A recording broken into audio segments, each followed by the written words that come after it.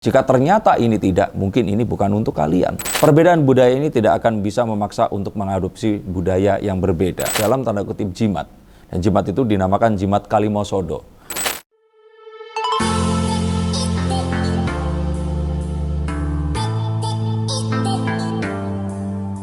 Halo Sensikers, kembali berjumpa bersama saya Denny Darko. Tidak ada yang namanya misteri, yang ada adalah tanda-tanda yang kita semua coba untuk mengerti. Beberapa hari kebelakang terjadi sebuah kegaduhan yang ditimbulkan oleh penafsiran dari ceramah Ustadz Khalid Basalamah yang ditanya oleh seorang penanyanya.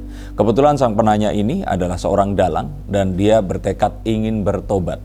Apa yang harus dilakukan dan bagaimana menurut pandangan sang Ustadz tentang wayang. Dan kemudian ini menjadi viral, semua orang menganggap atau berasumsi bahwa Ustadz Khalid Basalamah mengharamkan wayang. Dan bergulirlah banyak persepsi, banyak pendapat yang bahkan salah satunya mempertanyakan apakah inilah tanda-tanda di mana Sabdo Palon itu harus kembali atau saatnya menagih janji. Seperti kita ketahui dalam babat Tanah Jawi, Sabdo Palon akhirnya moksa setelah kecewa melihat Raja Brawijaya V akhirnya memeluk agama Islam. Dikisahkan akhirnya Sunan Kalijaga bisa memotong rambut beliau dan meminta beliau untuk mengucapkan 5 kalimat syahadat. Sabdo Palon mengatakan nanti 500 tahun lagi dia akan kembali. Dan dia akan kembali saat penduduk Indonesia ini akan mengaku memeluk Islam, tapi pada kenyataannya korupsi akan merajalela, kehancuran ada di mana-mana, dan angkara murka akan meraja. Apakah betul ini adalah saatnya?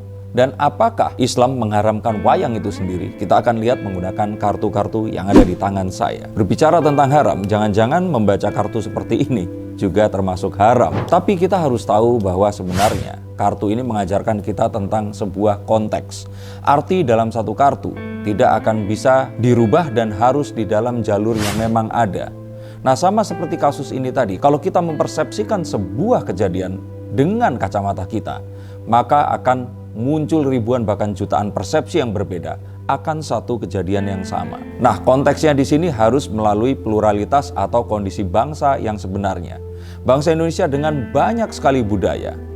Bahkan kalau kita bicara tentang suku Jawa, di mana suku sebagaimana saya dilahirkan, ini memiliki banyak sekali jenis, cara berbahasa, dialek, dan juga kosakata yang berbeda-beda. Saya bicara tentang Jawa Timur sendiri saja yang terdiri dari banyak sekali ragam dan dialek. Saya yang lahir di Tulungagung mungkin masuk ke Mataraman atau masih terpengaruh oleh Jawa Tengah. Dan mereka yang lahir di daerah yang sedikit ke timur mungkin akan masuk ke Blambangan. Dan ada banyak sekali daerah lain dengan dialek yang berbeda pula. Maka kita harus tahu bahwa perbedaan ini tadi yang harus disatukan dan bukan malah dipecah belah dengan perbedaan yang ada. Maka dari konteks itu kita ke kartu yang berikutnya. Kita tahu bahwa dari dulu Indonesia ini memang sudah beragam, dan untuk kedepannya dan baik masa lalu, masa kini, dan masa depan, semua perbedaan ini tentu saja tidak akan bisa dipaksakan untuk bersatu. Perbedaan budaya ini tidak akan bisa memaksa untuk mengadopsi budaya yang berbeda. Jika memang ternyata ada satu bahasa yang pemersatu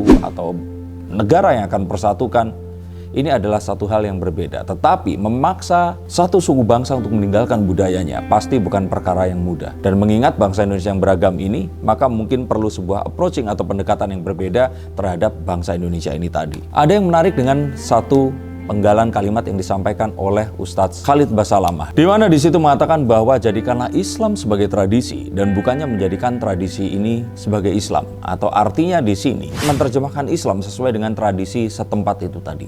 Tapi memang ini sesuatu yang sulit dan memang akhirnya stop dulu sebentar untuk kalian semua yang merasa atau menganggap bahwa saya hanya membacakan tarot untuk artis-artis. Kalian salah. Kalian pun berkesempatan untuk bertatap muka dengan saya atau menanyakan apapun yang kalian ingin tanyakan, dan biarkan kartu-kartu saya di sini mencoba untuk mencarikan alternatif jalan keluar dari pemecahan permasalahan yang terbaik untuk saat ini dan mendatang. Dan saya jamin ini semua akan private, hanya kalian dan saya yang akan mengetahuinya. Apapun permasalahannya. Karena saat sebuah masalah terjadi, sebenarnya sebuah solusi itu menanti. Dan siapa tahu solusi terbaik dari permasalahan kalian akan ketemu saat kalian ngobrol dengan saya dan izinkan saya untuk membuka setiap kartunya kepada kalian. Hubungi segera nomor di bawah ini dan pastikan nomor ini saja, dan izinkan saya untuk membantu memecahkan permasalahan apapun yang kalian alami. Semoga informasi ini bisa membantu kalian memecahkan permasalahan kalian. Oke, lanjut ke konten yang berikutnya. Yuk. Karena itulah tadi, mengapa akhirnya agama yang ada di Indonesia, meskipun ada agama Buddha maupun Hindu, tapi mereka memiliki kekhasan mereka sendiri saat ada di Indonesia. Dan mungkin karena itulah agama yang masuk sebelum Islam, yaitu Hindu dan Buddha, ini memiliki penerjemahannya sendiri saat mereka berada di Indonesia. Hindu yang ada di Bali tidak persis sama seperti Hindu yang ada di India. Dan mungkin Hindu dan Buddha ini tadi yang diartikan sebagai sebuah agama Budi. Atau mungkin boleh diartikan di sini adalah agama yang akhirnya menjadi perilaku kehidupan kita dan tidak hanya dilafalkan di mulut atau dijadikan atribut saja. Dan mengapa agama Budi ini menjadi penting? Karena di salah satu perkataan Sabdo Palon sebelum akhirnya dia moksa, dia katakan bahwa nanti agama Budi akan kembali setelah 500 tahun lagi. Dan kalau kita telisik bagaimana sejarah ini terjadi, ini tampak sekali bahwa Wali Songo pun menyebarkan Islam, Sunan Kalijaga, dengan menggunakan wayang. Dia merubah karakter-karakter yang ada dengan sebuah gubahan cerita yang memasukkan dan mengajak orang-orang untuk mengucapkan kalimat syahadat. Dan saya ingat saat saya diajak oleh kakek saya menyaksikan wayang yang seperti yang dilakukan oleh Sunan Kalijaga ini, diceritakan bahwa kalimat syahadat ini dijadikan sebuah dalam tanda kutip jimat. Dan jimat itu dinamakan jimat Kalimosodo.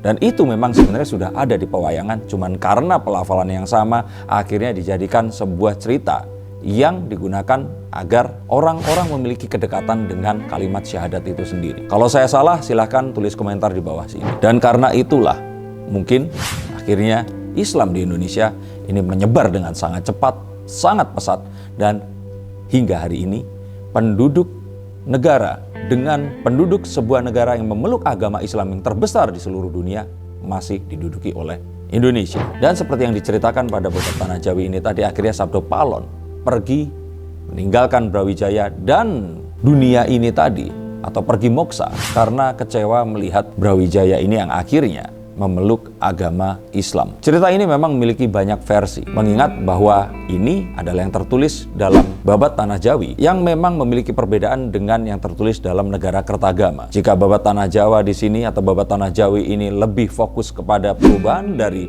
kerajaan Hindu Buddha menjadi kerajaan Islam, maka Negara Kertagama menceritakan tentang kejayaan Majapahit dan kerajaan yang sebelumnya. Mungkin nanti kita akan bahas dalam konten yang lainnya. Tetapi kemudian orang-orang bertanya-tanya, apakah saat ini memang saatnya, saat dimana Islam yang disebarkan harus dengan kemurnian dan sesuatu yang tidak seperti Islam yang ada di Arab itu akan disalahkan? Maka di saat itulah Sabdo Palon atau Naya Genggong di sini harus datang dan mengembalikan agama Budi yang sebenarnya. Maka kalau saya boleh bilang, janji yang diucapkan 500 tahun yang lalu ini harus dimengerti dengan sebuah nilai filosofis yang tinggi. Saya tidak mengatakan ini benar, tapi ada kemungkinan.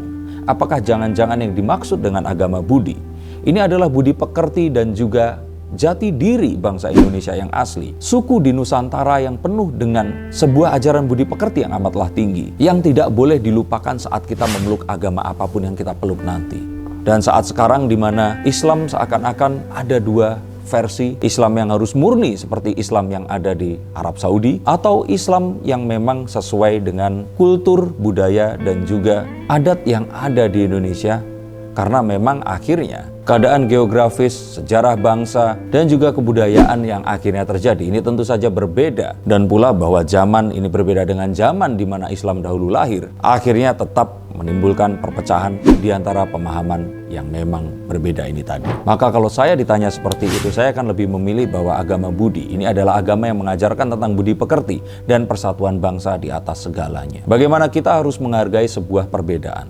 Bagaimana kita diminta untuk mengedepankan maaf dan mencoba untuk mengerti sebelum kita menghakimi. Dan mengingat bahwa apa yang sudah terjadi dan Ustadz Khalid Basalamah juga sudah menyampaikan klarifikasi, maka seharusnya kita akan tahu bahwa tidak selamanya dalam hidup ini akan sesuatu berjalan sesuai dengan keinginan kita. Dan apa yang dikatakan oleh Ustadz Khalid Basalamah ini tidak juga salah. Dia hanya menjawab pertanyaan seseorang. Maka apapun yang dikatakan ini adalah jawaban untuk orang itu. Tidak harus kalian ambil dan mentah-mentah, dan kalian akan telan mentah-mentah, dan itu harus dilakukan. Jika ternyata kalian nyaman melakukannya, maka lakukanlah. Jika ternyata ini tidak, mungkin ini bukan untuk kalian, maka kita harus kembali lagi kepada konteks. Dan dari sini, jika kita menganggap bahwa dia memaksakan pendapatnya, maka saya kira pendapat itu adalah salah. Karena jelas di sini dia mengatakan itu di channelnya, kepada orang yang bertanya, dan seharusnya ini tidak usah dijadikan sebuah polemik yang sangat besar dan harus dibicarakan. Bahkan Pak D. Sujiwotejo pun mengatakan ini sedikit ironi. Saat tiba-tiba orang mengatakan hal seperti itu, terus kemudian semua orang kebakaran jenggot seakan-akan ingin membela wayang, yang pada kenyataannya mereka pun tidak pernah menonton wayang, tahu tentang wayang itu apa, apalagi mencintai wayang itu tadi. Dan ini terus kemudian menjadi ironi saat mereka terus tiba-tiba ingin membela wayang itu sendiri. Maka saya kira jika Ustadz Khalid Basalamah tidak memaksakan, maka kita pun juga tidak boleh menghakiminya dan memaksakan ini semua. Karena jika kita melakukan itu, maka kita sebenarnya menjadi seseorang yang kita tuduhkan, sedangkan orang tersebut bukanlah seperti yang kita maksudkan. Maka marilah kita belajar untuk menghargai perbedaan, melihat keyakinan ini adalah sesuatu yang harus kita hormati, dan kita tidak memaksakan keyakinan kita untuk dianut oleh orang yang lainnya. Tetapi tetap ini meninggalkan sebuah pertanyaan besar. Apakah memang saat ini Sabdo Palon sudah kembali? Untuk kalian yang ingin dibacakan kartunya, silahkan hubungi nomor di bawah ini. Terima kasih yang telah membantu untuk channel ini tumbuh berkembang. Dan untuk kalian yang menonton ini di kanal Facebook, silahkan menonton video yang lainnya di kanal YouTube saya. Begitu pula sebaliknya. Semoga bangsa Indonesia akan selalu dilindungi dan menjadi seperti yang telah direncanakan menjadi bangsa adidaya di tahun 2035 nanti. Terima kasih, sampai jumpa dan salam.